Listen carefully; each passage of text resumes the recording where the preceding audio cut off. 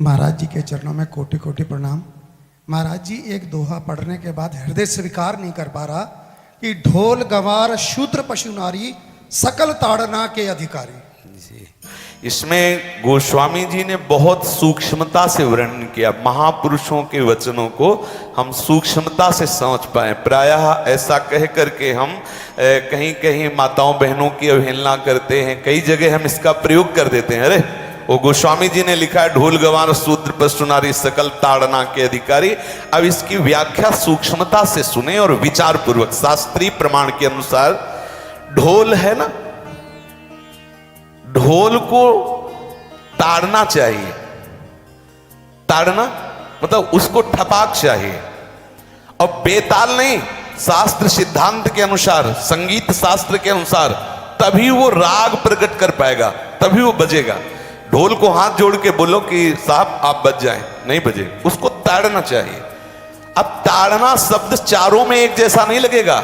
शब्द एक ही है ताड़ना, लेकिन ताड़ना के अर्थ अलग अलग हैं। जैसे कनक है, एक ही शब्द है कनक, लेकिन कनक कनक ते 100 गुनी मादकता अधिकाय वा खाए बोराए जग या पाए बोराए। बोले कनक ही शब्द है।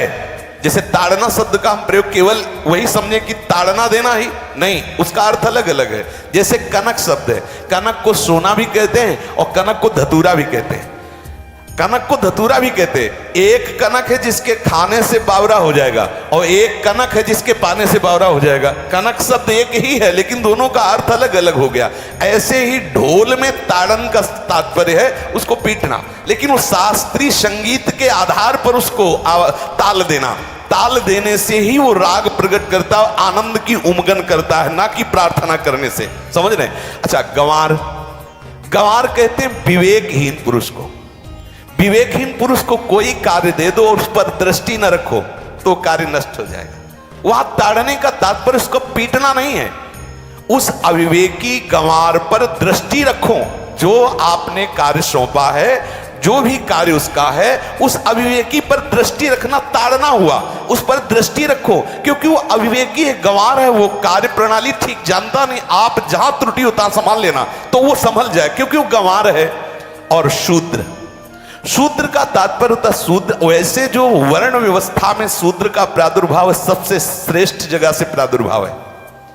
वर्णन आता है ब्राह्मणोष मुखमाशीत बाहु राजन्य कृतः उरुददस जद वैश्या पदभ्याग्यं शूद्रो जायत। भगवान के श्री चरणों की ही वंदना होती है। प्रायः आपने देखा सबके श्री चरणों की, और शूद्रों का प्रादुर्भाव श्री चरणों से हुआ है। कोई ऐसा न समझे कि शूद्र का मतलब निकृष्ट होता है। यहां शूद्र का तात्पर्य जब से किसी से कहते हैं कि शूद्रवत आचरण करता है, मतलब शास्त्र विरुद्ध, सदाचार के विरुद्ध आचरण करना शूद्रवत आचरण की तरफ संबोधन किया जाता है। यहां कहा गया कि शास्त्र की सम्मति, शास्त्र के शासन के अनुसार आचरण हो, सदाचार परायण हो। शास्त्र जिसके लिए जो विधान करता है, शास्त्र शासन स्वीकार करना, यहां शूद्र के ताड़न की बात कही गई। यहां शूद्र ताड़न का तात्पर्य डंडे से प्रहार करना नहीं, समझना। और जो चौथा कहा गया नारी, अगर स्त्री को हम ये कहें कि ताड़न से ही वो केवल काबू में रहती है, तो राष्ट्र में अपने प्रसिद्ध लक्ष्मीबाई जैसी कोई सामर्थ्यशाली वीरांगना, कोई वीरों सामने बड़े बड़े वीरों के दांत खट्टे कर दे, ऐसी बहादुर सिंघनी हुई, अंग्रेजों के दांत खट्टे कर दिए। अगर कोई समझे कि नारी केवल ताड़ने के लिए है तो उसकी मूर्खता है। पुरुष और नारी का समान प्रादुर्भाव हुआ है। भगवान ब्रह्मा के श्री अंग से दाहिनी तरफ से महाराज मनु और बाईं तरफ से उनकी पत्नी उनका प्रादुर्भाव हुआ शतरूपा। शतरूपा, अब आप बोलो एक ही शक्ति के दो भाग हो गए, एक पुरुष रूप धारण कर लिया, एक नारी रूप धारण कर लिया। अब यहां विचार जो है कि उस नारी के ऊपर ताड़न शब्द का क्या प्रयोग है।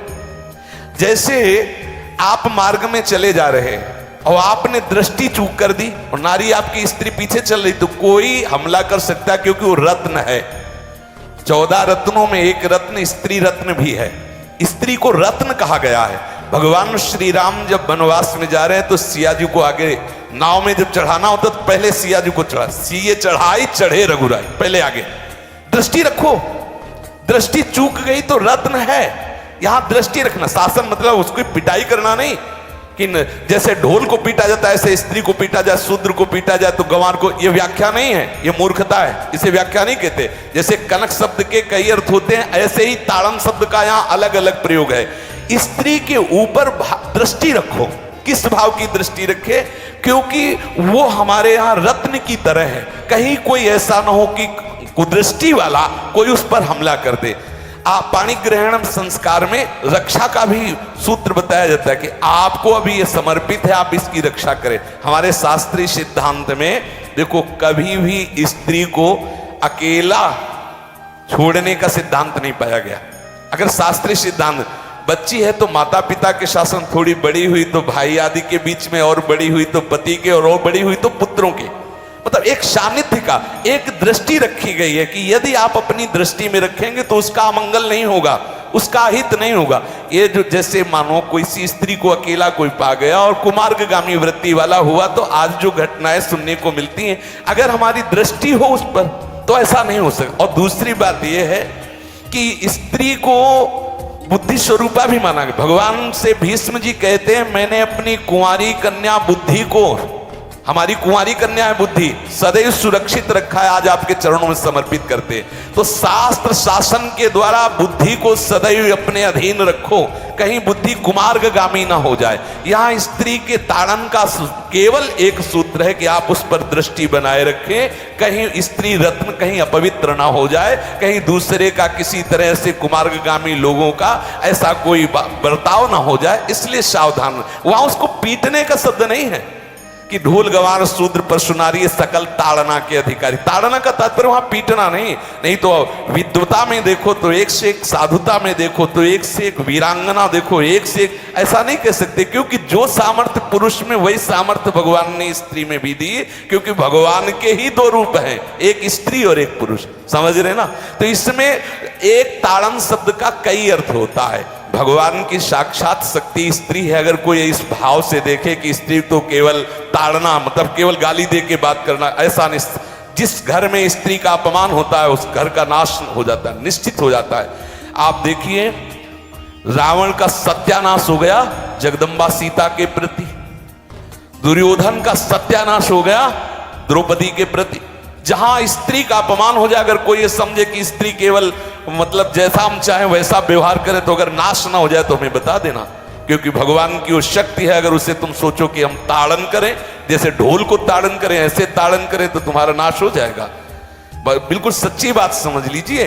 केवल वहां दृष्टि रखने की बात कही गई है, आपका अधिकार है, आप उसकी सुरक्षा व्यवस्था में रहें। और एक वृत्ति होती है, अगर शासन ना हो तो हमारी बुद्धि भ्रष्ट हो जाए, हमारी बुद्धि भ्रष्ट हो जाए, आपकी बुद्धि भ्रष्ट हो जाए। भगवान का भय, शास्त्र का भय, लोक मर्यादा का भय, ये हमको सुरक्षित रखता है। इसलिए दृष्टि रखने की आवश्यकता है कि वो पवित्र रहे, वो सुरक्षित रहे, ना कि उसको पीटने के लिए यहां संबोधन किया गया गोस्वामी तुलसीदास जी ने। तो इसलिए सावधानी पूर्वक अपनी वृत्ति को पावन रखते हुए महापुरुषों के वचनों को समझने की चेष्टा की जाए। गोस्वामी जी ने जो यहाँ कहा, ढोल गवार शूद्र परशुनारी सकल ताड़ना के अधिकारी, तो ताड़ना का अलग अर्थ है, अलग अलग। जैसे ढोल में ताड़ना, तो वैसे ही सब जगह नहीं ताड़ना लगेगी।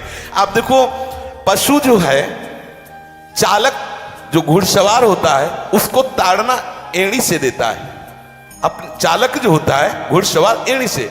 किसान जो होता है वो बैल को बोलता है दाहिने, जैसे हल जोतने होता है बाएं, वो भाषा समझता है, बाएं मुड़ जाए, और नहीं मुड़ता तो पीछे अरई है एक छड़ी, उससे वो इशारा देता है, वो समझ जाता है। पशु को अपने इशारे से चला लेते। अब उससे कहे, खड़ा होकर हाथ जोड़ के कहे कि भैया बैल देवता अब थोड़ा दाहिने मुड़ जाओ, तो नहीं मुड़ेगा। जब लगाम पकड़ी और थोड़ा ताड़न किया और बोले दाएं, तो फौरन दाहिने मुड़ गया। आप देखो, जो बैलगाड़ी चलाते हैं, घोड़ा गाड़ी चलाते हैं, ऊंट चलाते हैं, तो पशु शासन के द्वारा उसको इशारे से किधर चलना है उसको इशारा बता दो।